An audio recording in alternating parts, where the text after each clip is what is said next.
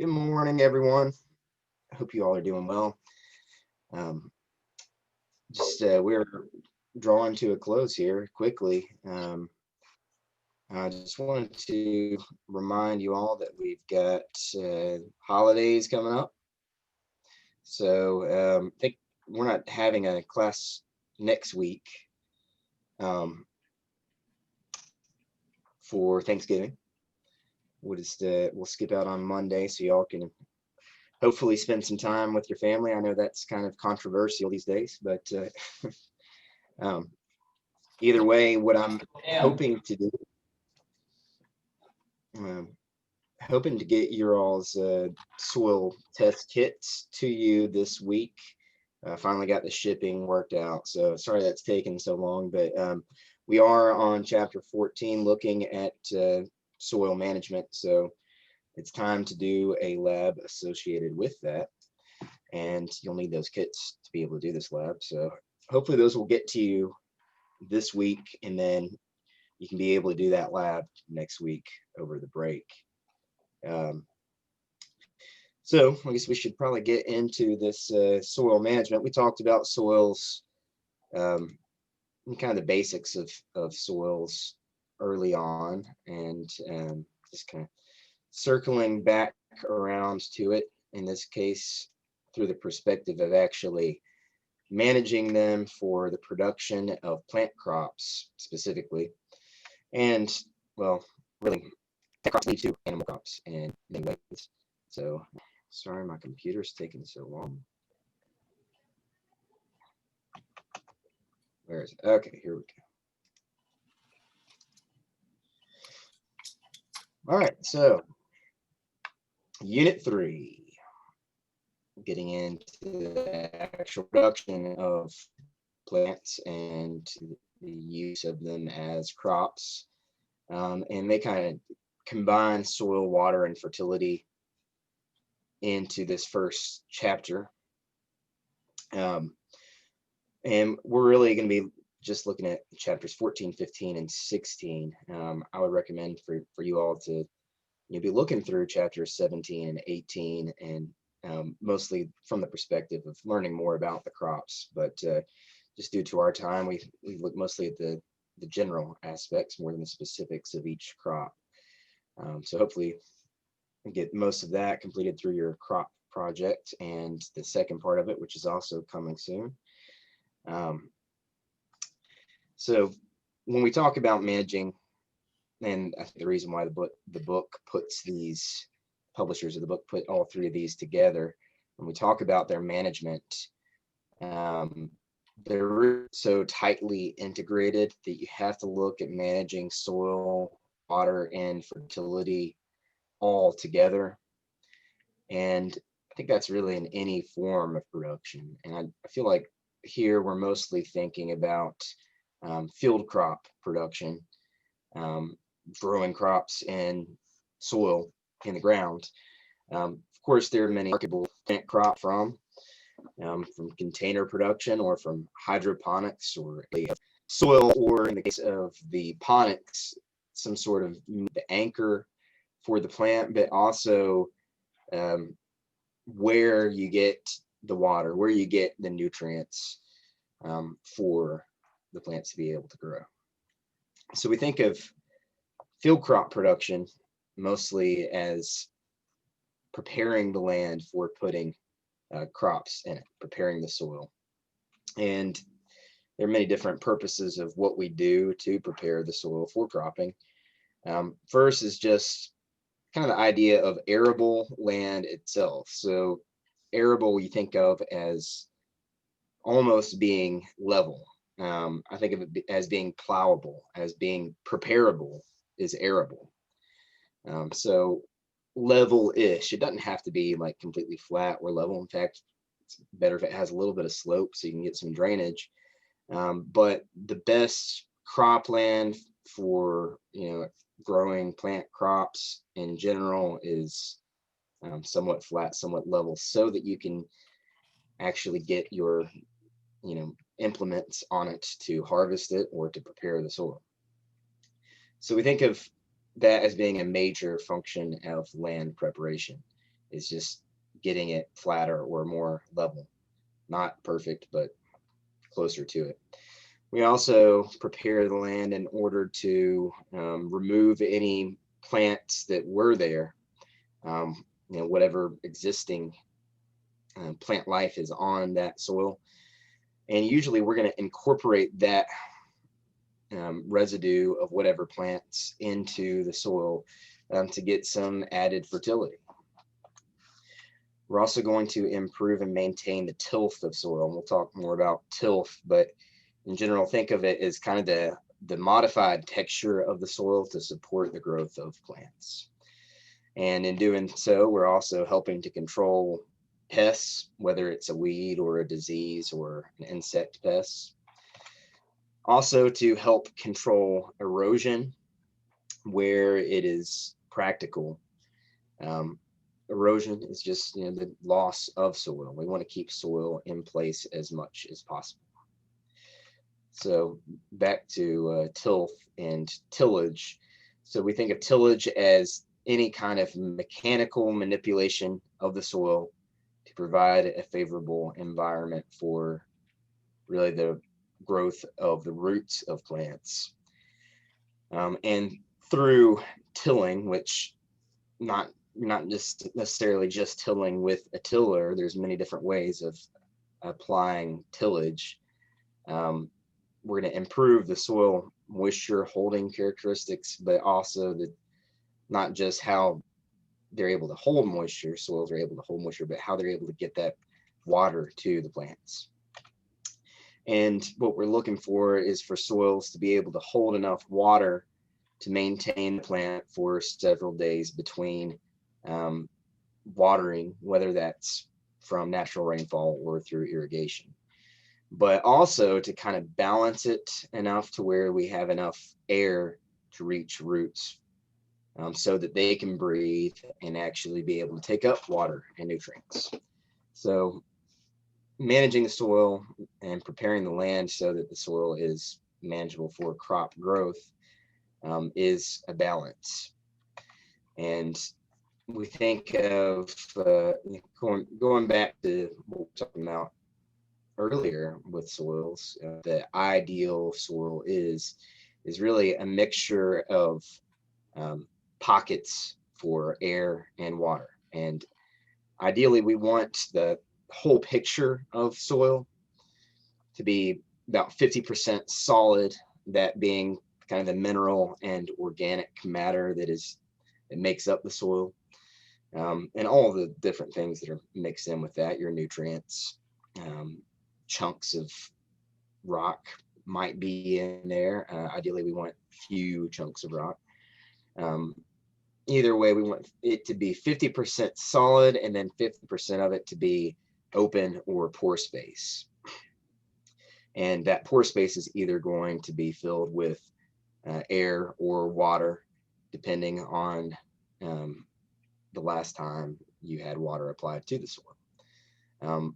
So that other 50% is kind of in flux, the open or pore space.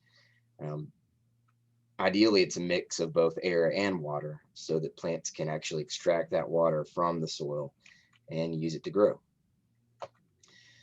So what might that look like in different cases?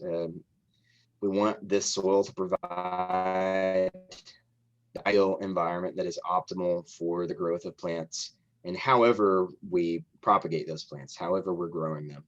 So think about it through most of our crops from a kind of cost-effective standpoint are planted as seeds. So we want the soil to be an environment that is conducive for rapid germination of seeds, and then to be able to give vigorous growth for those plants. So we think of it kind of as a loose soil, kind of is what pictured in these black and white images. It's tilled, it's to that granular texture.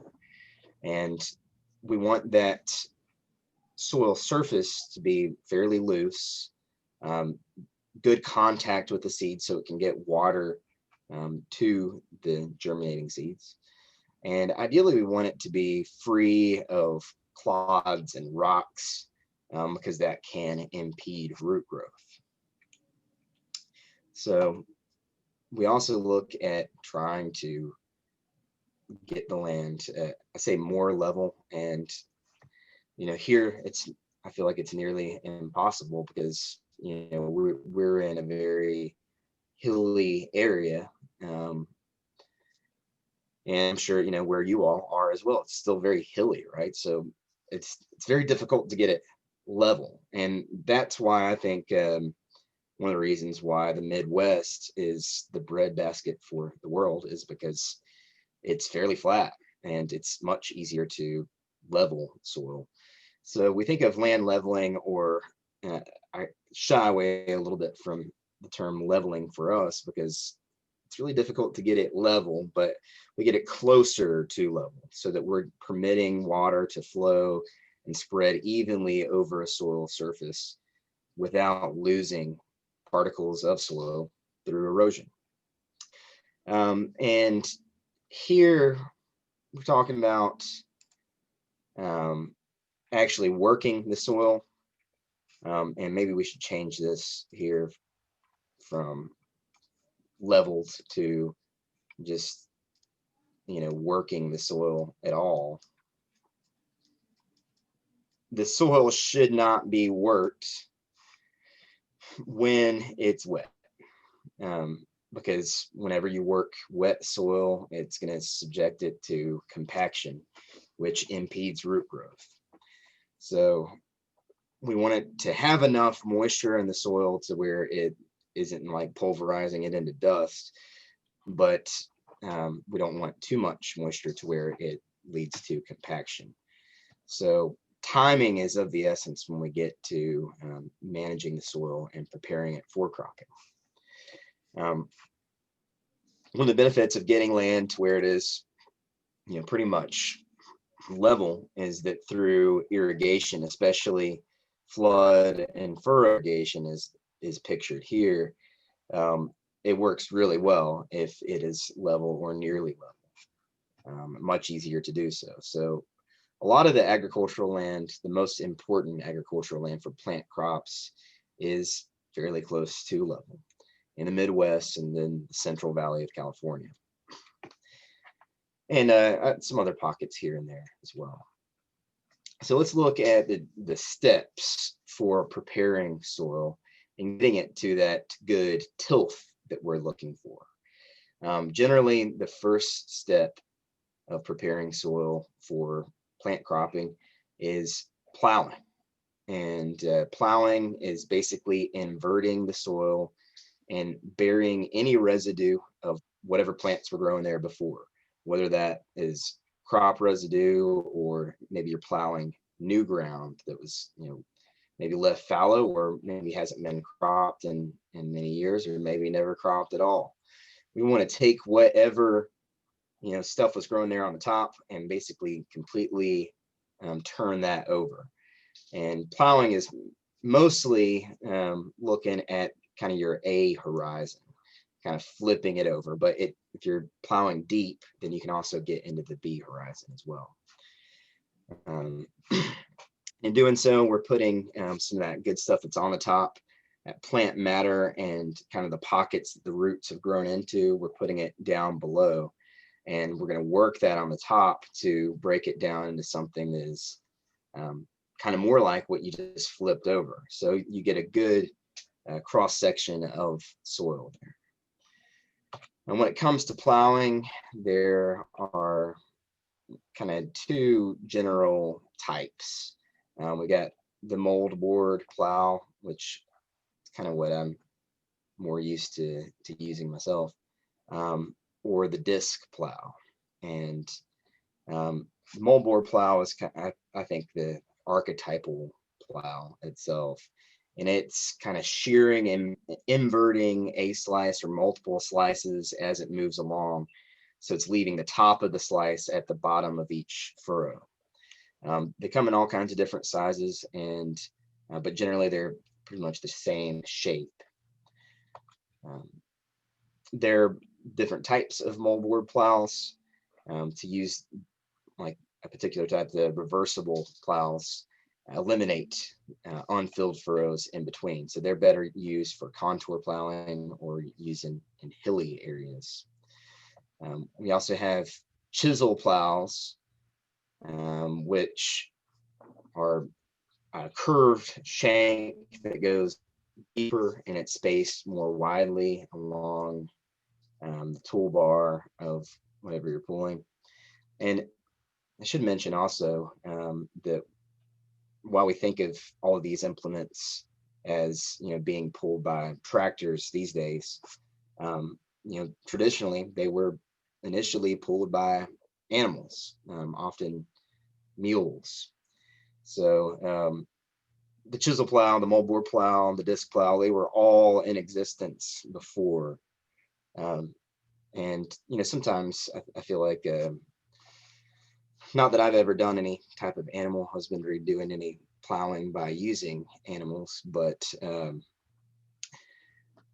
think it's probably somewhat similar in some cases to using a tractor or kind of more mechanical implement, in that sometimes you have to encourage them to start and go, um, whether that's with an animal or with a gas or diesel powered implement. So anyway, back to chisel plowing, it's actually getting more into the subsoil, and it's also disturbed the soil less, and actually putting more of that crop residue, leaving more of it at the soil surface. Often chisel plowing is used to break up hard pans that are in subsoil layers. Um, Different reasons for using different plows, but the main reason for, I think, for chisel plows is to try to prevent erosion. So keeping soil in place. The disc plow is kind of similar to the next step, which is disking. And the disc plow is just a disc that goes deeper pretty much than just a disc harrow. So it's a series of large kind of concave, discs that are set in angle so that it's forward movement. And they're basically kind of cutting into the soil as you move forward. And usually there's many of these on one plow. The benefit of disc plowing is that the soil moisture conditions are not as critical for being able to plow. So you could use that if the soil maybe is a little bit more moist and kind of prevent some compaction, less than you would at least with a moldboard plow or chisel plow. The second step is disking, and it's kind of the same kind of idea of the disc plow, but disking itself is usually following plowing. Um, Depends on what your soil type is and texture is. In some cases, you don't necessarily even need to plow. You can just disc instead, especially if it's a soil that you've been managing for a while, and you've got a better soil texture. You might not necessarily need to remove or invert that crop residue. But the idea of disking and why it's the second step for soil preparation and kind of general crop production of field crops is because it is going to reduce the size of soil clods. When you plow, first you're left with some pretty big chunks of soil. Disking is breaking those down through cleavage and pressure. And again, you can kind of adjust these discs, these kind of concave discs, their size and their arrangement in order to kind of alter the way that you are disking the soil itself. If you have good tilth, though, sometimes you can prepare your field soil just alone. Often in our area, you'll also see that they would usually put weights on the back of the disc. So usually seen as just like big chunks of limestone kind of put on the back so that they're able to get more pressure. So this particular one shown here is a stubble disc that has little notches um, around the disc blade itself, which basically just helps to cut crop residue and make it a little bit finer. The third step is harrowing, and harrowing just basically further reduces the soil's clod sizes, usually after disking, to smooth the soil surface and also to do some small scale leveling. You can also, sometimes people, we use harrowing kind of have some time in between plowing and disking. They might plow, for instance, in the fall and then disc maybe in the spring and then harrow right before planting. But if you leave some time between disking and harrowing, then you might get some weeds coming up, and you can use your final step, your harrowing, as a way to destroy any small weeds. And it's kind of what we think of as a final touch for field preparation, unless we're going to be doing kind of more intensive production. I mean, for field crops, usually that's it. We plow, disc, and harrow, and then plant. But if we're transplanting something, or we're doing like vegetable crops, or irrigating, sometimes we have extra steps that we add in there, such as tilling. So here's just an image of a harrower. In this case, this is a spring tooth harrow. And so each of these teeth on here are basically going to kind of move up on a clod and then kind of reduce that clod size by kind of springing down and using a little bit of extra pressure on it. And again, it's getting it, maybe not perfectly level, but doing some small scale leveling of the soil as well.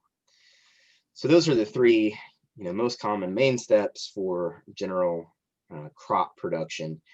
Again, because we're going from, probably covered soil, ground that has some sort of plant vegetation growing on it. We plow it to remove vegetation and invert it. And we disc it to further break down the clod sizes. And then we harrow it to the point where we can get good soil to seed contact. And in some soils, we might also till afterwards, or some cropping types. And usually we think of this as doing it with our more intensive crops. Thinking of our field crops as things, like pasture grasses, all of our commodities, our subsidized crops like soy, corn, wheat. Those are kind of our field crops. And of course, there are many others, but thinking about what we would do more for like row crops, we might take it steps further. They're more intensive. So all of our vegetable crops we think of more as row crops. And so here's kind of carrying that along to say vegetable production. We probably some listing and ridging. So a lister is a plow that has moldboard plows. It's going to cut a furrow slice two ways, kind of one on the outside, one on the inside, so that you're forming a bed, really a raised bed, not necessarily a raised bed in terms of having something holding that soil in place, but kind of ridging it up to where it's sometimes 8 to 10 inches high. And depending on how those mold boards are spaced, that will affect the width of the row or bed itself, depending on what you're planting there. So in this image here, looks like we're planting tomatoes. Let's see if I can zoom in on this a little bit so you can get a better look at this. So on the outside, we got, it's not going to let me do both at once, but on the outside over here, we've got what looks like winter rye, some sort of cover crop. And so that was left in place to, add some texture to the soil, some organic to the soil, and that crop residue would probably be cut and then plowed under or tilled under to invert that residue into the soil. But in here, they've used a kind of combination of listing and ridging to get these kind of raised bed mounds of soil. Listers are neat because they can then be equipped to multiple attachments to do multiple things at one time. It's pretty cool to watch it happen. And this would be the final step after, in some cases, even after maybe tilling, you would run a lister over it that is going to be mounding it and laying plastic at the same time, maybe even fertilizing at the same time, laying irrigation at the same time. They have multiple attachments to do the same thing. So you can do all this in one pass. And so in this image, they're planting tomatoes in this prepared soil, and they use a lister attachment, one to shape and get those raised beds, but then also to lay the plastic and probably lay drip irrigation underneath it as well. So it's pretty neat. All kinds of really cool attachments to tractors these days. And I think even in like vegetable production, we got kind of what they call the walking tractors. It's like a beefed up tiller pretty much that has multiple attachments on it. They can even pull plows these days. So lots of technology that's being applied there into soil preparation. And actually, let me go back just for 1 second. We're thinking about this plastic mulch. Most vegetable production, especially organic vegetable production, they put this plastic down for a few different reasons. It's a mulch to kind of retain soil moisture. It's different colors because they've been finding different varieties respond differently to the different colors of mulches. So some tomato varieties like the red plastic for whatever reason. Some crops, you need the white plastic so it's reflecting and not absorbing heat. Some, they like the black plastic because it absorbs heat and can kind of be used as a form of season extension too. So that's plastic culture, very common for vegetable crop production. All right, so all of kind of what we've been talking about is tillage, pretty much. That preparation of the land is really going into modifying the soil's tilth, which really is tillage. If we are practicing tillage between the time that we've planted crops and seedlings have emerged and before we harvest the crops, then we call it cultivation, because we're pretty much tilling in between the rows of crops themselves. We're cultivating that soil as a way to control weeds, but also to improve water infiltration and soil aeration. In some cases, conserve soil moisture and loosen compacted soils. This can also even help with insect control because we're exposing the eggs of insects that were probably laid in the soil. So here's what it looks like.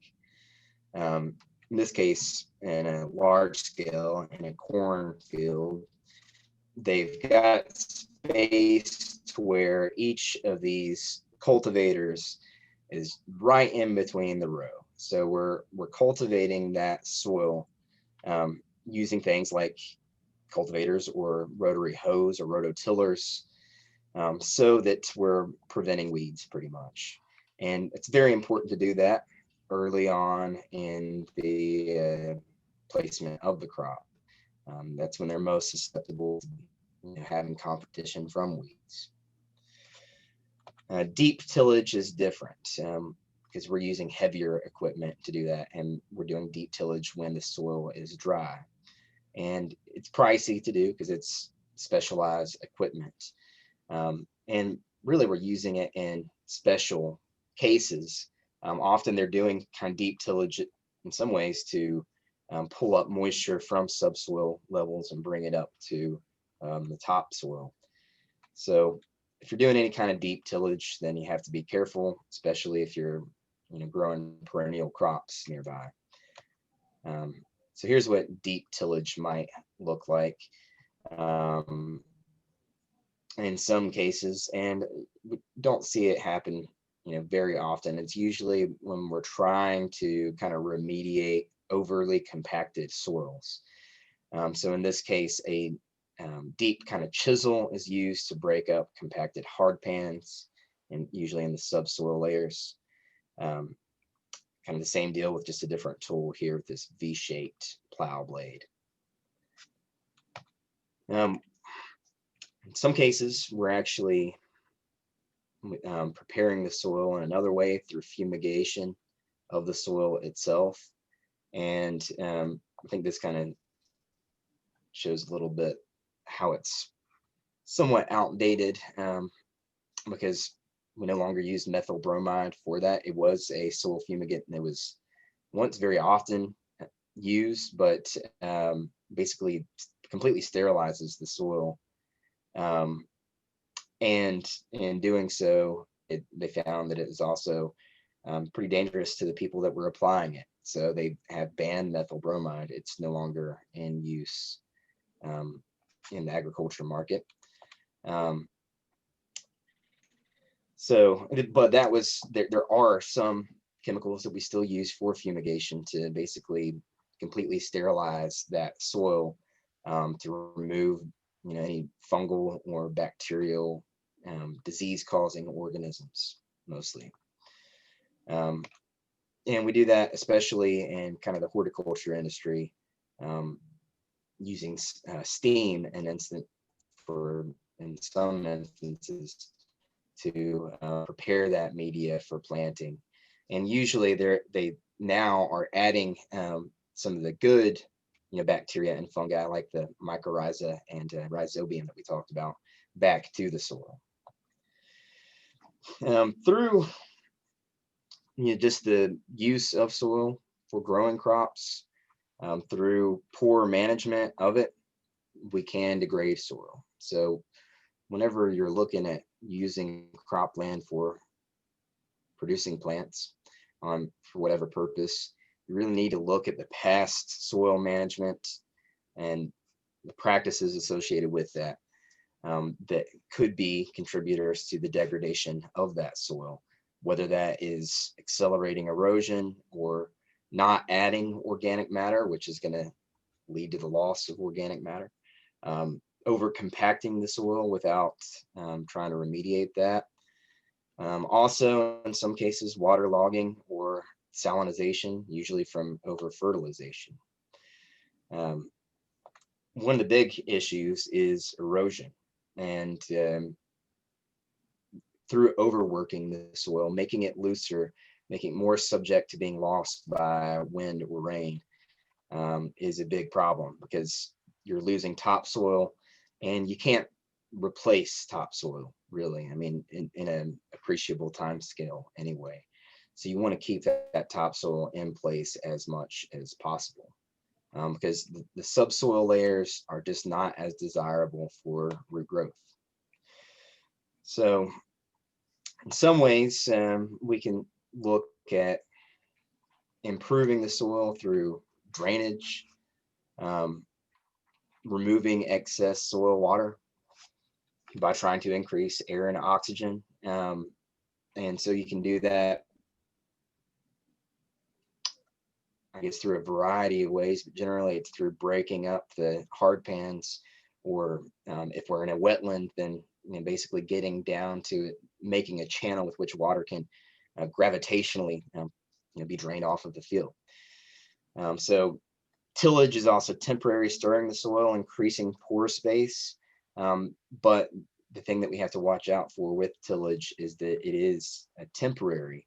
And if we overtill, then that's just as bad, and it can lead to kind of drainage issues, kind of both too much or too little drainage. Generally, though, what tillage and drainage are kind of both doing is providing um, the microorganisms that need oxygen to survive, aerobic microorganisms, with this extra oxygen. And they use that to respire more carbon than they would under the undisturbed conditions, which then will kind of make more nutrients available to the plants. But in doing so, they're going to be eating the organic matter that's in the soil. Um, and in doing that, that leads to some deterioration of the soil structure, as well as some loss of water holding capacity. So this is a big issue in, worldwide. If we grow crops on soil, then we're losing organic matter, because organic matter really is that CHNO, the carbohydrates that are most of the body of the plant. For all that organic matter that we take out, we really need to put it back in the soil. And we can do that through cover cropping or through adding organic matter to the soil in the form of amendments or mulch, compost. Let's talk about soil compaction, because I think it's a very serious problem that is directly related to the land, how we till it, how we provide the proper tillage for crop growth. Kind of funny that in doing so, in trying to make a better soil for our crops, we can often cause some negative effects, some soil compaction. So in this case, with bringing the truck into a field might be necessary for harvesting efficiently, but a truck or a tractor or even a human footprint can result in some soil compaction.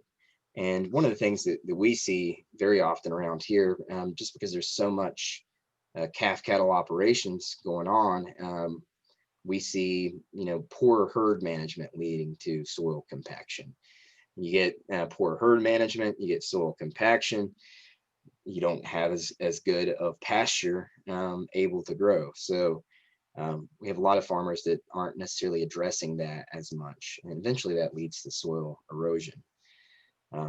So compaction is always worse if the soil is wet. So it's another reason why we don't want to work the soil when it's wet, because we're trying to avoid compaction of the soil. Here's an image of what it looks like. See this black and white view. The soil surfaces might still be looser, but the subsoil kind of layers are getting compact, reducing the pore space itself and reducing the ability for roots to be able to penetrate into that, which is going to limit the volume from which plants can extract nutrients and water. Roots can't grow in there. They can't get the good stuff that they need to grow. So it's got to have good root growth in order to support good crop growth. So we want to try to avoid soil compaction where possible. It's also just going to, prevent, in some cases, prevent water from percolating through the soil, prevent those pore spaces from holding air or water. You're reducing the pore spaces altogether. Soil compaction all around is just a bad thing. What we're looking at really in terms of compacting soil is increasing this physical property of soil known as bulk density. And we look at bulk density really as just looking at the ratio of pore space to solid soil. So through compaction, you're increasing the density, which is decreasing the pore space. And here's just a look at how water infiltrates and moves through soil based on density. And light compaction, it's still able to infiltrate. In severe compaction, it really cannot infiltrate at all. And this is a very serious problem, especially for um, vegetable farmers, fresh market growers. Another issue that's similar to compaction is soil crusting, but soil crusting is different in that rather than getting it at the subsoil layers, we're getting it on the surface. So a crust is a dense, hard layer at the soil surface that really, again, it's kind of all part of this kind of whole timing thing. Usually soil crusts form um, after soil preparation, but um, usually it's a result from heavy rainfall or heavy irrigation after the soil has been prepared, which causes the stuff on the surface to kind of almost like cement together. And there are many ways to kind of break up that crust, but generally we get crusting and cracking kind of happening in sync with each other. And one of the best things that we can do to prevent crusting or cracking is just to improve the organic matter content of the soil. The biggest problem with crusting is that, I mean, it's not a huge deal if you're transplanting, but if you're starting seeds, if you put seeds in the ground and then get a crust form, you really need to be able to try to manually break that crust open so that seeds can break through it and have vigorous growth afterwards. We mentioned about salinization, talking about mineral and water relations, and generally salinization is related directly to your cropping and watering practices. Most common in arid and semi-arid areas, or areas where you just have in coastal regions where you have salt water nearby. So salinization is usually a result from either over fertilization or excess irrigation through, um, usually through open canals. So we're depositing salts into the soil through salinization, and most of our fertilizers come in the form of salts. So by fertilizing, in some ways, you are kind of salting the soil, and we need to kind of flush that, usually with fresh water. Salinization can affect all kinds of different, cause all kinds of different effects on the soil and plants, and none of them are good. It can just be bad for being able to allow the plants to get water or nutrients, but can also cause what looks like fertilizer burn. So let's talk about trying to improve and or conserve degraded soils.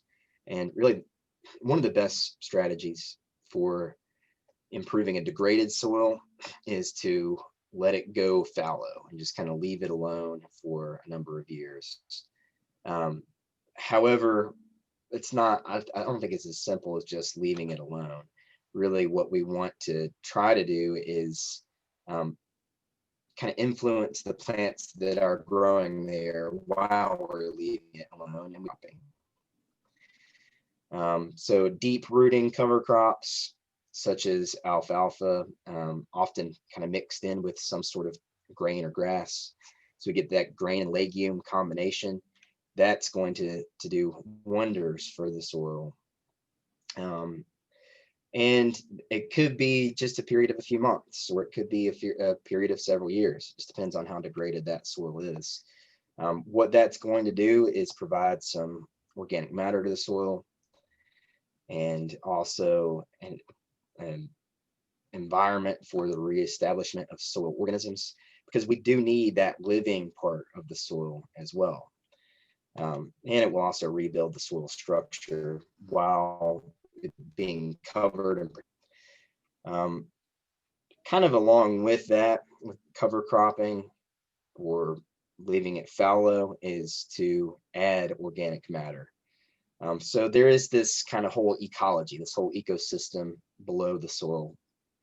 And we want to feed those organisms, those microorganisms that are in there. Organic matter is basically that food that we're giving to them. So I think one of the best things you can add to soil is just organic matter. Again, whether that's in the form of a mulch or a manure or maybe compost.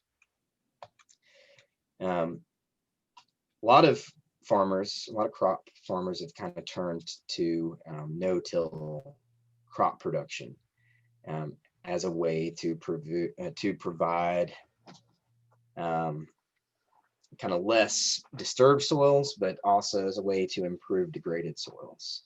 The crop residues are going to continue to protect it from erosion, and the lack of tillage allows organisms to kind of flourish.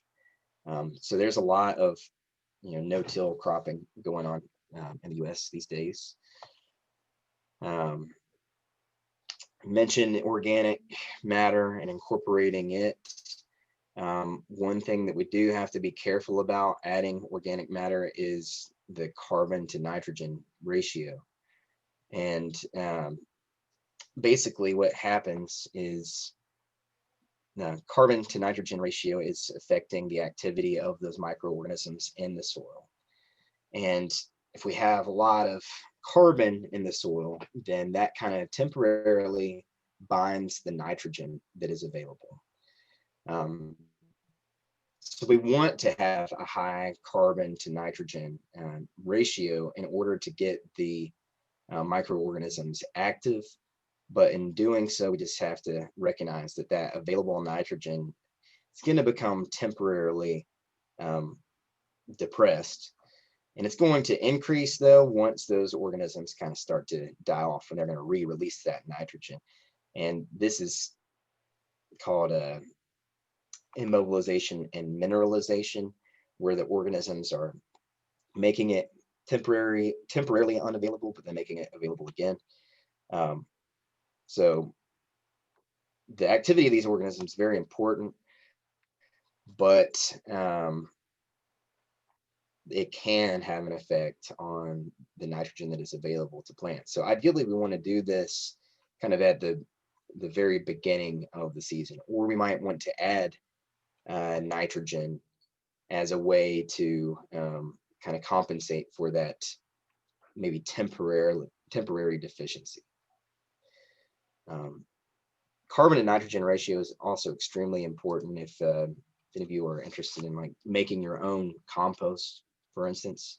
You have to have enough carbon to give the organisms food to break down the kind of nitrogenous parts that you might be adding to compost. And on that note, I think we'll pause and we'll save the rest for Wednesday. Anybody have any questions or concerns? All right, y'all, I've got the, just remember to be keeping up with those quizzes from the last chapters as we kind of draw closer to the end of the semester. We're going to have a tighter timeline on that. Otherwise, y'all have a great day, and we'll see you Wednesday. Okay.